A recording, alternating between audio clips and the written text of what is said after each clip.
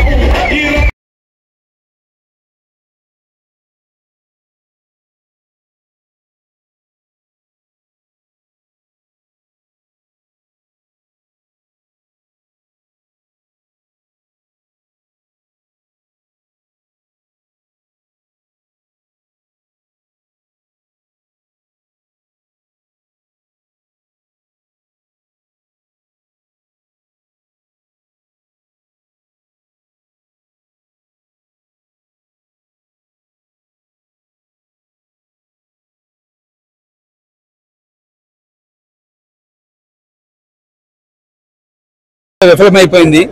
ఈ 5 సంవత్సరాలు ఆంధ్రప్రదేశ్ రాష్ట్రం పూర్తిగా సర్వనాశనం అయిపోయింది. ఎంత అంటే బీహార్ కంటే కూడా దారుణంగా తయారైపోయింది.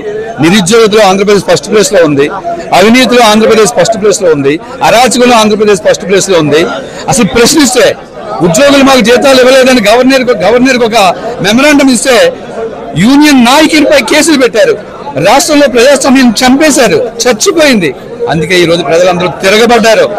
ఆ వర్గం ఈ వర్గం అని కాదు, యువత తిరగబడ్డారు, ఉద్యోగులు తిరగబడ్డారు, తెలివైన వాళ్ళు తిరగబడ్డారు, పట్టణవాసులు తిరగబడ్డారు, అన్ని వర్గాల ప్రజలు కూడా తిరగబడ్డారు. నిజంగా నేను మొదటి నుంచి ప్రతి స్పీచ్ లో కూడా చెప్తున్నాను, దక్షిణ భారతదేశంలో ఆంధ్రప్రదేశ్ ప్రజలు చాలా తెలివైన వాళ్ళు, విజ్ఞులు. ఒక్క ఛాన్స్ ఇచ్చారు వైసీపీకి. ఈ 5 సంవత్సరాల్లో ఆయన ఛాన్స్ నిలుపుకోవడంలో ఫెయిల్ అయిపోయాడు. చంద్రబాబు గారి గొప్పతనం ఏంటో తెలిసింది. ఇప్పుడు ఆయన విజన్ ఏంటో రాష్ట్ర ప్రజలకు తెలిసింది. ఈ క్లిష్ట పరిస్థితుల్లో 2014లో రాష్ట్రం విడిపోయినప్పుడు దాన్ని కాపాడే బాధ్యత బాబు గారికి ఉందని ఇచ్చారు. ఒక్క ఛాన్స్ అని 19లో మళ్ళీ ఇచ్చారు. మళ్ళీ ఈ రోజు రాష్ట్రం నాశనం అయిపోయింది. మరలా ఇలాంటి టైంలో మరలా జగన్మోహన్ రెడ్డి గారిని అవకాశం ఇస్తే రాష్ట్రం పూర్తిగా రాష్ట్ర ప్రజలు రాష్ట్రం వదిలేసి వెళ్ళిపోవాలి. ఈ విషయాన్ని తెలుసుకున్న ప్రజలు పట్టం కడుతున్నారు తెలుగుదేశం పార్టీకి. నేను పలనాడు బాపట్ల జిల్లాలో 3 నెలలు ఉన్నాను. అక్కడ జోనల్ కోఆర్డినేటర్గా పనిచేశాను. పలనాడు మీరు నమ్మండి మానియండి, మాచర్ల ఈరోజు మనం పేపర్లో ప్రతిరోజు చూస్తున్నాం. రాష్ట్రం అంతా ఒక ఎత్తు అయితే మాచర్ల ఒక ఎత్తు. మాచర్ల ప్రజలు స్వతంత్రాన్ని కోరుకుంటున్నారు. అక్కడ వైసీపీ ఎమ్మెల్యే స్వతంత్రం నాశనం చేసేశాడు. 1947లో భారత ప్రజలు స్వతంత్రాన్ని ఎలా కోరుకున్నారో ఈ వైసీపీ ఆగడాల నుంచి, ఆ ఎమ్మెల్యే ఆగడాల నుంచి, అకృత్యాల నుంచి అక్కడ ప్రజలు స్వతంత్రాన్ని కోరుకుంటున్నారు. అలాగే ఈ రోజు విజయనగరం జిల్లా కావచ్చు, కడప కావచ్చు, వీళ్ళు చేసిన దుర్మార్గాలు ఏంటి, వీళ్ళు చేసిన అఘాయిత్యాలు ఏంటి, వీళ్ళు చేసిన దోపిడీలు ఏంటి, చివరికి భూములు, ప్రభుత్వ భూములు లాక్కుంటున్నారు, ప్రైవేట్ భూములు లాక్కుంటున్నారు. ప్రతి చోట కూడా గుండాయిజం కనపడుతుంది. అందుకే వాళ్ళు సైలెంట్ గా ఓటేశారు. వాళ్ళ ప్రజల యొక్క వాస్తవాభిప్రాయం ఏంటనేది బయటపడింది. నిజంగా that is the beauty of democracy అని చెప్తాను. ఇది ప్రజాస్వామ్యం యొక్క గొప్పతనం. ప్రజలు సైలెంట్ గా బయటికి ఏదైతే చెప్పనివ్వండి, సైలెంట్ గా తమ తీర్పునిస్తున్నారు. ఈ తీర్పు నిజంగా మనందరం ఆహ్వానించాల్సింది. అయితే ఈ సందర్భంలో చాలా సవాళ్లు ఉన్నాయి మన రాష్ట్రం దగ్గర. ఎందుకంటే రాష్ట్రం బాగా వెనకబడిపోయింది, అన్ని రంగాల్లో నాశనం అయిపోయింది. దీన్ని సరిదిద్దాలంటే బాబు గారు లాంటి విజన్ నాయకుడికే అది సాధ్యం అవుద్ది. ప్రజలు మంచి తీర్పు ఇచ్చారని నేను చెప్తున్నాను. తప్పనిసరిగా ఈ సందర్భంలో మనం ప్రశంసించాలి. మొదటి నుంచి పవన్ కళ్యాణ్ గారు ఒకటే అంటున్నారు, ఈ దుర్మార్గ ప్రభుత్వాన్ని, ఈ వైసీపీ ప్రభుత్వం యొక్క ఆగాయిత్యాల్ని, అరాచకాన్ని అడ్డుకట్ట వేయాలి అంటే వైసీపీ వ్యతిరేక ఓటు చీలిపోకుండా చూడాలి అని మొదటి నుంచి చెప్పాడు. బాబు గారు జైల్లో ఉన్నప్పుడు ఆ క్లిష్ట పరిస్థితుల్లో ఆయన నిజాయితీ నిలబెట్టుకుని బయటకు వచ్చి, లోపల ఆయన ఉండగా బయట బాలకృష్ణ, నారా లోకేష్ గారితో కలిపి మనం కలిసి వెళ్తున్నాం, కూటమిగా వెళ్తున్నాం అని చెప్పాడు. ఖచ్చితంగా ఈ సందర్భంలో రాష్ట్ర ప్రజల దృష్ట్యా, రాష్ట్ర భవిష్యత్తు దృష్ట్యా పవన్ కళ్యాణ్ గారు ఆ నిర్ణయం తీసుకోవడం మనందరం ప్రశంసించాల్సిన అంశం. ఆయన పాత్ర కీలకమైనది.